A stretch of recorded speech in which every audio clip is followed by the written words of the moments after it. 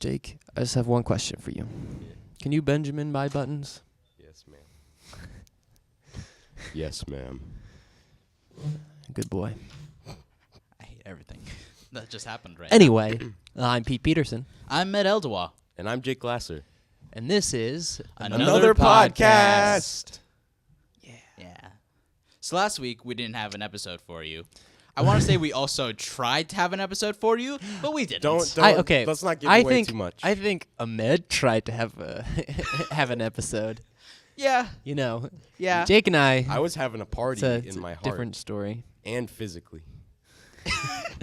Anyway, Anyways, but today we have an actual podcast for you. Probably. We'll see how this goes. I was showing my parents the video that you sent me, and then right before the making out part, I was just like, oh yeah, well that's about most of it. Yeah. Probably good that you cut it off there. Yeah. No, I think you should have shown them explicitly that part. Anyway, So what are we talking about today, guys? We Maybe are talking Pete can about- tell us what we're talking about today. It was actually his suggestion, Thanks for guys. cutting me so off. Sorry. we're watching the Coen Brothers' new movie that they released on Netflix. It's a series of vignettes. It's called The Ballad of Buster Scruggs, and it is, can I say, phenomenal. You know, the cinematography, the writing, it's It's it's really a masterpiece of cinema. And the Coen Brothers, obviously, with great movies like Oh Brother, Where Art Thou, Oh Brother, Where Art Thou, and Raising Arizona. They're clearly, they know what they're doing. Really, Pete? Pete is an Huh? expert on this movie. Yeah. Hey, I he's actually, anyone- my uncle, he works in Hollywood. Uh-huh. Oh yeah, your uncle Movie Peterson. That's his name, right? Yeah. No. He's like the expert on all that. John It's Movie pronounced. Peterson, It's that's his full name. pronounced Jean Mouvet Peterson. He's French. In the business, he's known as Jean Mouvet. Filmy Frank. Don't no need to Stop. read into that. Stop. Sorry, go on with it. Stop it. Stop Yeah, interrupting. sorry. Anyway, Jean Mouvet, he worked on the movie, Mhm. and so I'm in it. I Are am. you? I am Buster Scruggs. Oh, I thought my was immediate gonna guess say- was you're President Pierce. I was gonna say you look like James Franco the most out of all of them. So, I am James Franco. all right, cool. You get hung. Do do an edit and face shove James Franco out of my face. So, yeah, that's Pete's opinion of the movie that he definitely saw. The movie he saw and he was in. He watched and it He watched it. He watched it. and he liked it. You watched the movie, right, Pete? He wouldn't lie to us. Anyway, He let's wouldn't lie to let's get into it. Well, Pete, you just. I mean, go. What was your? Let's not get into spoilers, but let's say, what did you like the most about the movie? I really liked it when Buster Scrugged. The scrugging in this movie. Did you say was- when Buster Scrugged? like it's a verb. Yeah, when Buster Scrugged. You don't remember when Buster Scrugged? It's, Yeah. I want to stop saying that now. it's a ballad about Buster Scrugging. yeah, I mean, that's- I mean, Buster okay, Scruggs. Stop saying It's scrugging. a present tense. Yeah, like Doesn't- it's it doesn't Buster sound Scruggs. Good at You all. know? I mean, unless you guys didn't read into the context. Yeah, were you not paying attention? I'm a very I surface level. movie think Buster watcher, so Scruggs- clearly, I did not. Buster's- get the shh. subtext. Yeah. Okay. It's okay. Buster Scruggs. To me, it brought me back to my my time in Catholic school. Really? Specifically, Luke 1:15. Mm-hmm. The thing is, And I neither of think us- it's really neither Ahmed nor I can confirm or deny that's whether really or not that's a where the real Coen passage brothers were- because it's where the Coen brothers were pulling from when they Are they pulling from You know? Luke 15? Luke. when Jesus was standing And that's all he did. He talked to his disciples and Very specific. yeah. Yeah. When And just like how Buster Scruggs, Jesus also Scruggs. Right. Jesus Scruggs Christ. No. He did. Yes. So, Jake, what was your opinion of this movie? I liked it. Okay. Next. Do you want me to elaborate? I'll elaborate. I on mean, it. if you want to. I mean, I think you said Pete- everything. Pete pretty much Yeah, I think had Pete all said my pretty much major everything. points.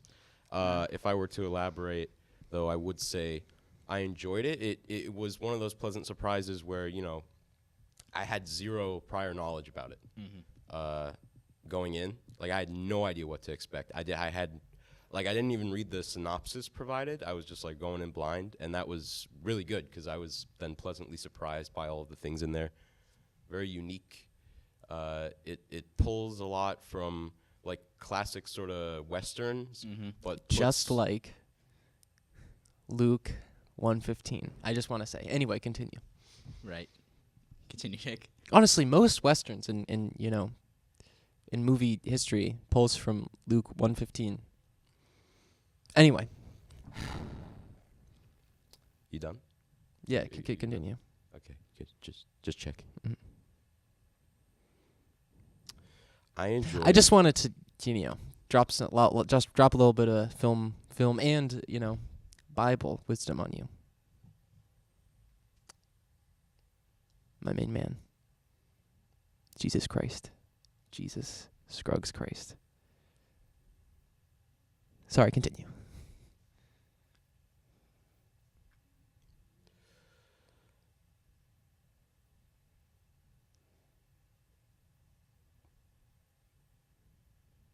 It had Yeah, and I just sorry, were you gonna talk?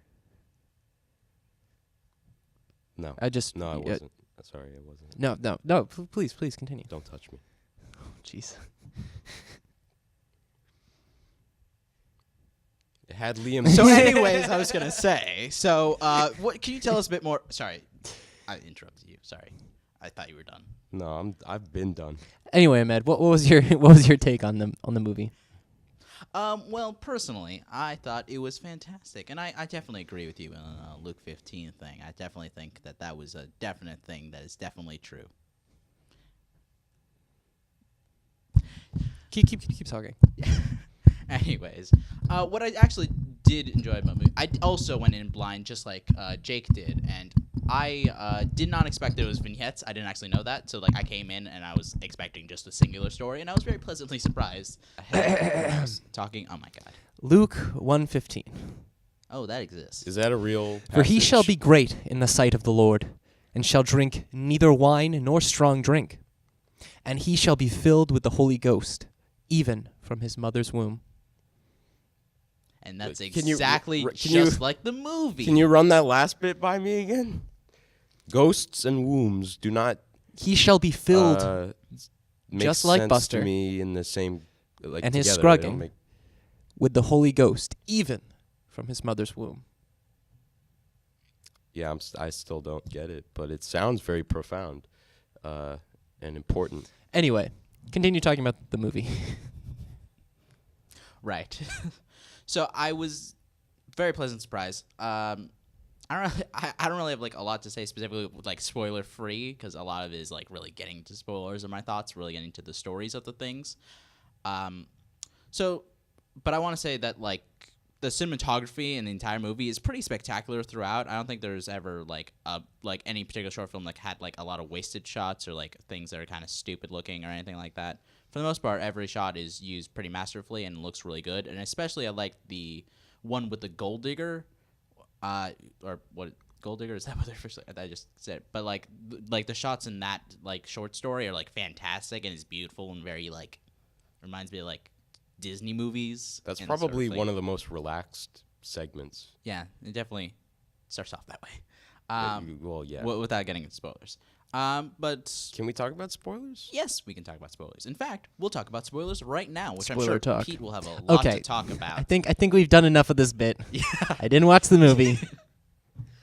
You just What? You just ruined What? it by saying. Did you watch the movie, Pete? I can't believe this. Oh, I know. God. I know. I did a pretty convincing. Yeah, you did a very convincing job. Okay, Nobody knows. I think you just ruined the bit by admitting that, like, the whole draw of it was that you were obviously pretending that you had seen it. But I think to continue going with it would have made it worse because you didn't have to beating a continue dead going horse. with it. You just didn't have to acknowledge it. Okay, but I can't talk about things welcome without to Nitpick Fest with Jake Glasser, where I tell Pete what he should have done differently. I think I was in the right. Comment down below if you're on team. I'm not Pete saying or you were in team the Jake. wrong. I just think I'm in the right. handled it differently. Jake is in the wrong. Let's talk about this movie. Or maybe you're just a team Ahmed and you don't really care. So everyone. Did you hear that? Team Ahmed. That's funny. Is that You what want to write that in Is that what his name for is? next week? Is that what his name is? You gotta speak up. Ahmed. Is that his name? I'm not sure. I mean, Is that- I'll just. So, man, what were your thoughts on the movie? I hate you both. I hate the both of you. I love you. Unconditionally. Him not so much, but you're all right. So Thanks, Jake. Oh, you just like me for using me physically? you meant nothing to me. Glad we cleared that up. Let's keep moving. Let's talk spoiler about the cast. I want to talk about the Oh, cast. the cast. There There were a lot of really good star castings throughout this movie. Like I said earlier, before I was Before I was being actually I don't know quite what happened, but I just didn't get to finish my thought for some reason. Liam Neeson is in this movie. he is. Also, the actor who played Dudley Dursley, I believe that's his name, from Harry Yes. Potter. Which I did not know until recently. He plays a boy with no arms and no legs, Which which honestly he does a good job at. It's Yeah. a very particular role. Yeah. Also, I was very confused because it was very convincing no arms and no legs as well. Oh, you mean the way that they Did the those effects? Yeah. Yeah, I was I'm like, not sitting there sure going, how they did that. I was like, did he how hard did he commit to the role? Well, no, he has arms and legs. I know. I'm joking. I don't know. I'm just like a lot of the shots are him sort of from the side, or he's like resting up against something. So I don't know if it was completely digitally erasing his limbs, or if he was just sort of hiding them behind his back, and they had clever framing to do it. they might have had the clothes sort of fitted in a way that makes it look natural, but he had his arms at his sides. Yeah, that's another way to do or it. something like that. And then just legs. It through looked holes. pretty. It looked pretty good though. Yeah, it looked really good. It was very convincing. No legs, no armed person. But yeah, For those who haven't seen it, which could be anybody, yeah.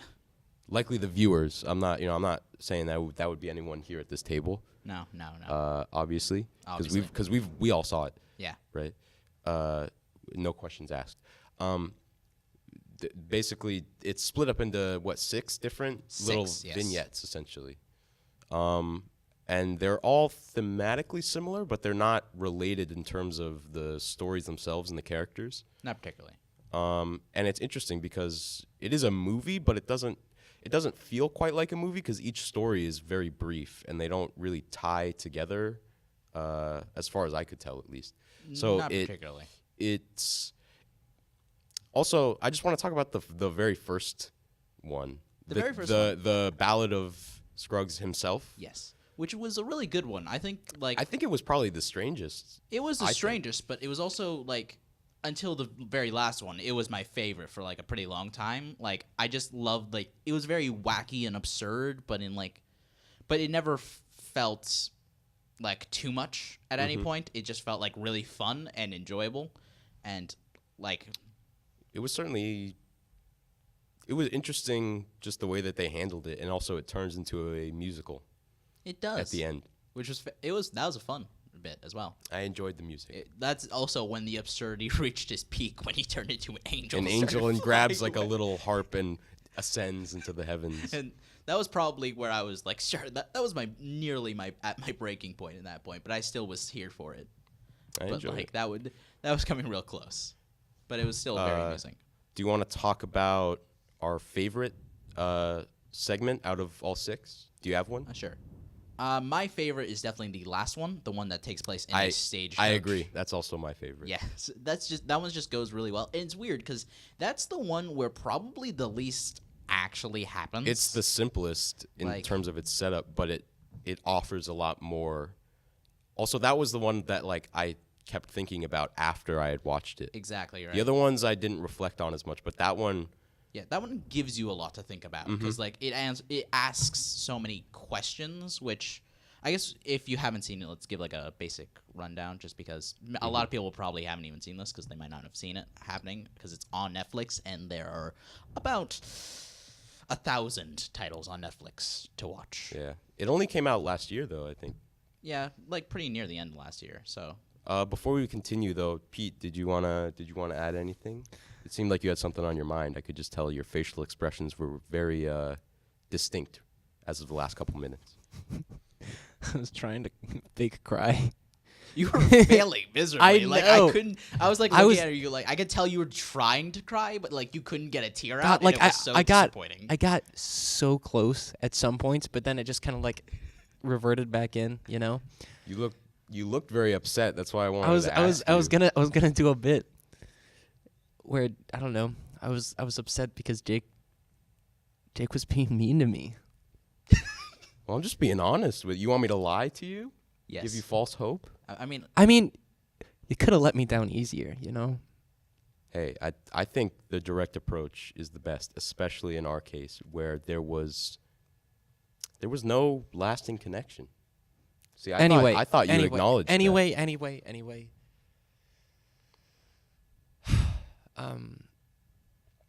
What are we even talking about?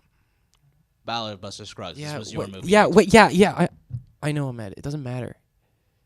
Anyway. No, hey. You said. Hey. Look, do we need to turn it off? Whoa. Okay. This is getting. Guys. Sorry. Anyway. I'm gonna like edit in like a slapping sound, make it like echo throughout the entire thing, like for like a long silence. Anyway. Hey. Don't touch him. Hey. Don't touch him. I'll slap you too. Don't think I won't. I'll slap all of you. Well, you already slapped him. It's not like I'll slap all of you again. Because I probably have slapped you before. Oh yeah, multiple occasions. You've also punched me, kicked me. Yeah, okay. But they were... I think you spin my face once. That was probably an accident, though. This was supposed to be a safe space. Oh my god. You should do like a boop and then like time elapsing thing.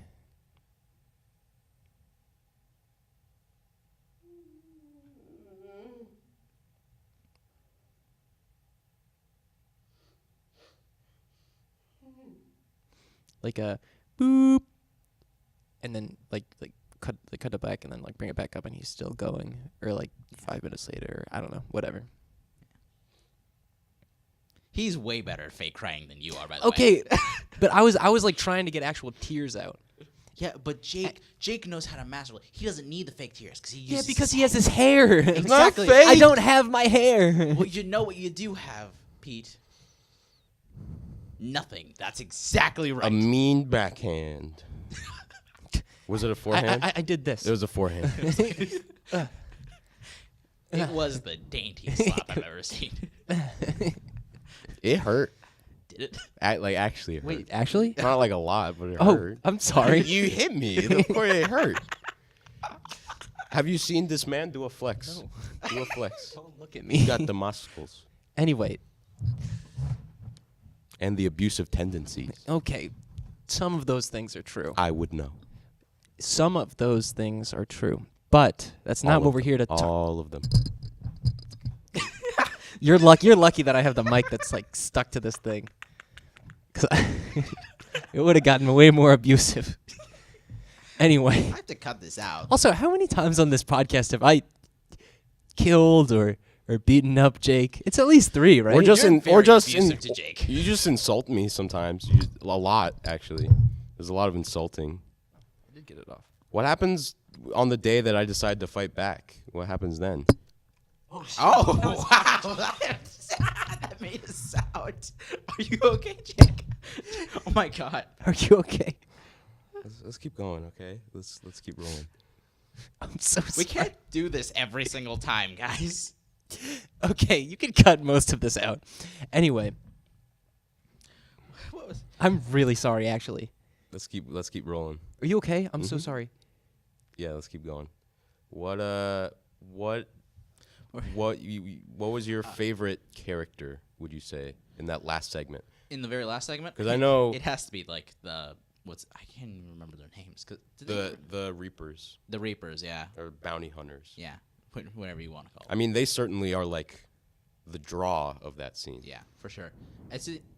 I think part of me feels like I'm not sure if that sort of vignette would have been as good if it hadn't been the very last one. I don't know. Like, I feel like a lot of That's an interesting point. a lot of Because what it feels adds to it. It feels very much like a closing. Right, that's what thing. Yeah.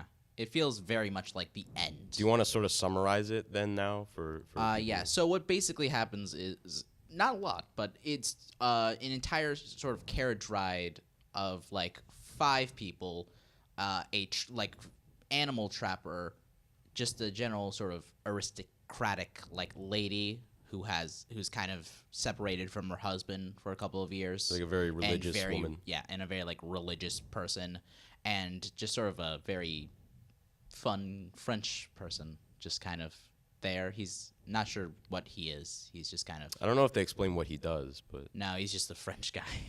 maybe they do explain it. I'm trying to remember. I'm not entirely sure. But he is a French person, just kind of chilling, being thing. And So there's a dead guy on top of the wagon. Also, yeah, I was getting there. I was saying that there were 2 sort of bounty hunters. Well, you don't know that You don't know at that first. initially, obviously. But there are these 2 just dudes, mysterious fellows, but they don't act that way. Just sort of a very sort of thin-looking fellow with a nice, like, very fun mustache and goatee. He has a great sort of like chirpy British accent. Yeah, like very fun and friendly. Like you talk to this guy on the street, you'd be like, "What a charming man." You know, he's just very charismatic. But then when you like learn that that he kills people, like, but he retains that polite tone, it becomes very unsettling. Yeah, and which is sort of very fantastic about the entire character. And then his companion, who is, they do a good job of not making him just be like an oaf. He's just like a nice fellow, you know, big, strong guy. He's the one who thumps people. He thumps people. That is what they say. Yes, the nice way charismatic of one putting it. charms Charms and distracts, and the other guy thumps them. So it's a very nice partnership, very well done. But of course, you don't know any of that until towards the end. But throughout the entire, There's a really cute segment where they're like complimenting each other. Oh yeah, They're just like, you do such a good job, and it's just like, oh, but you do such a good job, and there's like they have this beautiful like brotherly mutual respect. Yeah. But then you realize you're like, oh wait, they murder people for money. It's like hilarious because they have such a fantastic relationship. Like you would watch a TV show with those 2 characters. Oh, totally. It's like that's what the vibe I get. Like I'm sitting there going like, I kind of just want to see more of those 2 just going around thumping people, collecting bounties, mostly dead. It's they're very charismatic characters, but throughout the entire thing, they're just having discussions, basically. Mostly the 2 bounty hunters staying out of it, Well, it's specifically it's about the types of people in life. It is number 415. The after-school activity bus is waiting for you. Please be outside no later than 4:25 p.m. Thank you. Have a great night. I don't know who that was, but they sounded terribly sad. Like I hope that person is okay. I don't know who that was, but I feel bad. I don't know. All right. Nobody cares about him right now. Okay. I might. If anybody cares or wants to know, the after school buses are coming. I guess. Do you want to leave that in? Will it be picked up on the mics? Probably. If I turn it up, it'll be heard probably, which is why I cut you off, because if it couldn't be heard, then it wouldn't matter. What were we saying anyway? I was saying the discussions they're having in the carriage all sort of pertain to the different types of people and like Yeah. whether or not people are good or bad and sort of 3 moral living philosophies, life. basically. Sort yeah, of and they're all different. Yeah, the fur trapper basically is like everybody's animalistic. They're always acting on instinct. Everybody's kind of the same, just acting on instinct all the time. The woman is very religious, so she's like, people like- are good and evil. That's sort of Yeah, she's like, that's it. You're either a sinner or a good person. essentially. And then Basically what Pete believes. essentially. And then the third guy is this is like French it's guy. all relative. Nobody's good. Nobody's evil. It's whatever. Mm-hmm. So he's like very, I guess, in a very liberal sense of like how things are. So That's it. I mean, sort, yeah, sort of and like generally, things are relative, not necessarily like a general start good evil kind of thing. right. So like that's kind of the 3 philosophies presented, and amusingly, the 2 bounty hunters present a different sort of alternative that there are only 2 types of people: dead and alive. I mean, well, what he says is he's like, I agree with what you said, but it's a little different. He's like, in our industry, there are 2 types of people, dead and alive, and it's very clear that they really only care about doing their job and doing them well, and they take pride in that. Yeah. Um, But one thing about that is very amusing is that because of the nature of the entire sort of short film, you're sort of left on edge because as they're talking about moral philosophy and good and evil and things like that, and as the bounty hunters go on in their own sort of talking about things, you sort of start to wonder if these people are actually alive. I was gonna say, Yeah. do you want to talk about? that's the- There's this interesting subtext and alternate meaning. So they mention that they're reapers, and then the Yes. fur trapper says, "Oh, bounty hunters." Right. Sort of But making the an fact, assumption. yeah, but the fact that they specify reapers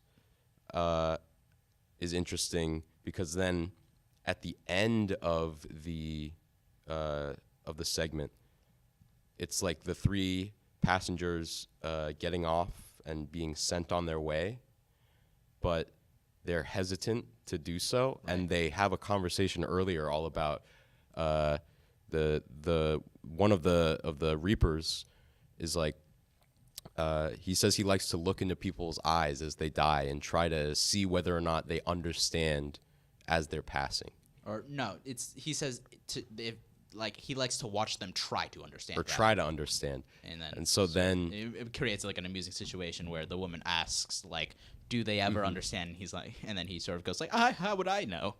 how would I know? I'm just observing, or I'm just Yeah. watching. And So it's very terrifying. interesting because then they get off and they're deciding where to go, and you realize, what if these people are dead and Right.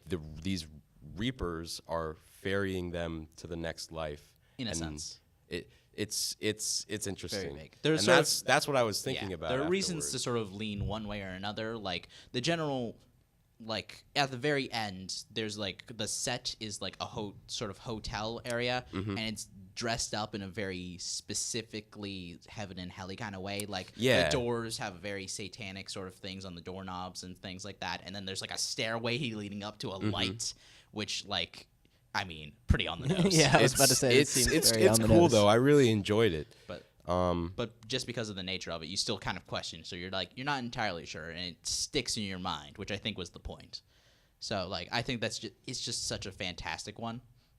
And another one that I kind of want to talk about because it's sort of not my favorite, and can't say that I Quick time check. It's 4:20. Yeah, that's why I wanted to talk about All this right, real quick. 10 minutes. So the one, I don't know the names of all these because I'm Also terrible. I think I Anyway, remember sorry, the name. continue. So we'll say which one it is, and I think I'll know the name. It's the one where the like lady who's going across to Oregon, and Oh, she's with her brother. And then, What is that one called? I know what you're talking about. I don't remember. Each one's Yeah. named something different. but yeah, Is that the one after Meal Ticket? Is that Meal Ticket's the one with No. the kid with no arms and legs? Well, I it think. definitely comes after Meal Ticket, but I don't know if it's directly after or not. It might be. Yeah, but anyway, you know what I'm talking about. The one with so like she's going across to Oregon with her brother and dog, and then sort of her brother dies, and then like a whole bunch of things happen, And the thing about, I don't really know, that one just kind of feels so to me. Like that's the one that I didn't really like very much. That one I was confused at when I first watched it. I was like, well, nothing was really like accomplished. But then when I thought about it, I was like, oh, well, that's not really the point.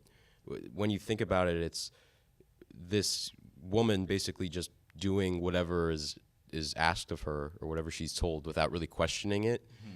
And you'll notice that every other character is like very direct and very sort of demanding in their own right, except for her. And at first you're like, oh, well, that's good. You know, she wants to do certain things. But then she agrees to be married to this guy, and she agrees to, like, you know, cover the money that her brother owed. And, like, she's just going along with all these things. And her sort of, her ability, or I guess her lack of ability to say no, ends up getting her killed because there's this plan to evade capture. She's supposed to shoot herself. At least that's what she's told to do. Right. And because she doesn't question it, she just does it. And they don't get captured. Yeah. And she dies. She sort of shoots herself at the first sign of, like, being captured. Yeah. And, like, it's unfortunate. And you know what? I didn't actually think about that. And now I feel slightly differently. So there you go. I think all of the vignettes have a couple different sort of, I guess, meanings behind them that aren't immediately apparent. You kind of have to reflect on them a little bit. But that's one of the things I really appreciated was that each one had this sort of flavor of like dark comedy to it, particularly at the end. But then also had really interesting storytelling and just, you know, good acting. Definitely. Yeah, I'd say, and one thing that people have remarked is that the theme of all of these, for the most part, is death. And, like, it's like every protagonist dies for the most part, except for the one about the gold digger, in which he actually lives. He still kills someone else, though. He does kill somebody else, so death is still involved, and he nearly does get killed, just, like, barely. So you think it's going to go along with the rest, but then it sort of dives back and does not, so very amusing. But, yeah, so I was thinking... So a lot of them sort of about, like, the harshness of the Old West and how people just die sometimes. Like, just, like, you think they're, like, the heroes, they'll live to the end, they'll walk off into the sunset. That was definitely, the first one felt like that. Then I think the first one is, like, what breaks your illusion real quick. Like, you're snapped out of it. It does a good job establishing, like, the rules that you assumed are going to apply in this film no longer apply. Yeah. So like drop some of your expectations and sort of enjoy the ride. That's how I took it. Yeah. What did you think about the Liam Neeson one, actually? It was interesting because I don't really feel like they needed Liam Neeson for that role. Like, not particularly. It wasn't a role that was outlined so much that I think you would need like a specific actor for it. I think you could have gotten pretty much anybody for that. Yeah. I still think he did a good job. Yeah. But it wasn't. Not a whole lot happens. Honestly, I feel like that one is probably one of my lesser favorites. I can see that. Just because compared to the others, it leaves you with less to think about. Oh, I think the idea, at least for me, the idea of that one is sort of the chasing of profit consistently, and how, like, rather than valuing any particular human life, or you're just ready to move on to the next trend. Like, yeah, like the guy just jumps on to the next trend because he's, like, thinking about money. He's not thinking about any artistic integrity. Like, he starts off that way, but he just can't deal with that anymore, and then he tosses. And he's just looking to be able to afford food. Yeah, at the end, kind of, but like. One of the weirder sort of scenes in that one was the one where he, like, goes off and, like, he gets, like, a prostitute, and that was a weird scene, and I still it's been a while since I watched it because I watched this movie in chunks. Like, I started off watching, like, the first half of it up until the end of the Liam Neeson one, and then I came back later on when we decided we would do it for the podcast, and then I finished it, but I should have just restarted it, which was my mistake because it's not fresh in my mind anymore. But I haven't really wrapped my head around why they decided to do that, because for the most part, most decisions in this movie are for the purposes of the themes of the stories and the theme as a whole. So I guess I haven't really thought about, maybe they're just trying to establish that maybe the sort of Liam Neeson's character is just not a particularly great person. I mean, he's Or- not. No, he's definitely not. Not many of the characters are really good people. No. But that's the whole thing with it Yeah. being the Wild West and there being Yeah. no rules, essentially. There's Well, a- there are rules, but there are fewer rules than now. True. Uh, And is there anyone that we didn't talk about? we didn't talk about the one with James Franco. Oh, right. That's because that one. We should probably start wrapping it up, though. 4 We minutes. should start Yeah. wrapping it up, but I do want to talk about the one with James Franco. I want to talk Just about make all a the quick Molly's ones. mention Yeah. about it, I guess. It'll be very quick because I barely remember that one.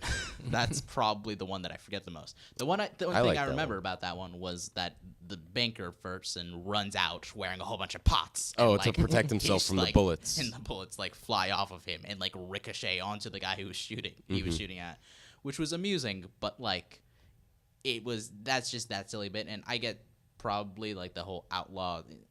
It's whatever, but that one was probably the most forgettable one. Like I didn't even not like it. I just didn't remember it. I guess it was a little forgettable, but I enjoyed that one. I thought it was cool in that it had this theme of sort of just always going back to what you know. Like even when he's given a second chance, he just sort of wastes it and ends up in the noose again. That's true. That's what I took from that. Yeah, I guess. But yeah, that one's theirs.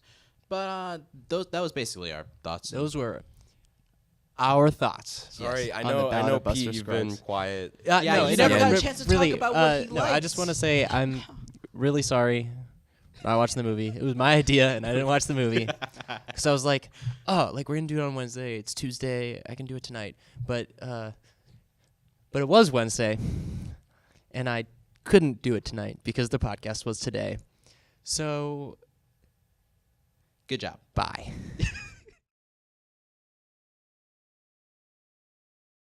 Let's But- sing the thing from the beginning that we were gonna do.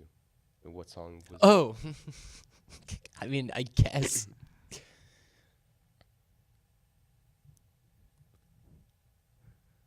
You can't bob up and down. There's no music. Well, I want him to start us off. I don't remember where we're starting. Just do the chorus. I'm a cowboy. You gotta do the echo. Oh, okay. All right, go. I'm a cowboy, on a steel horse I ride, and I'm wanted, dead or alive. Anyway, I hate this. Bye.